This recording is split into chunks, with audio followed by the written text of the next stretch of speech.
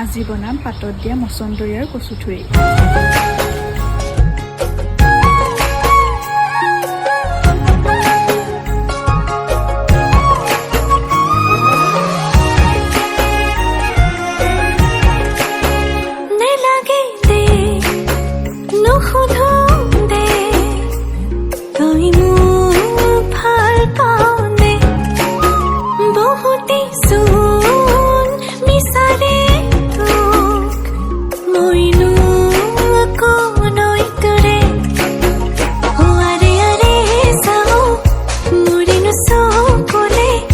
ভাল পাওঁ যে লাগে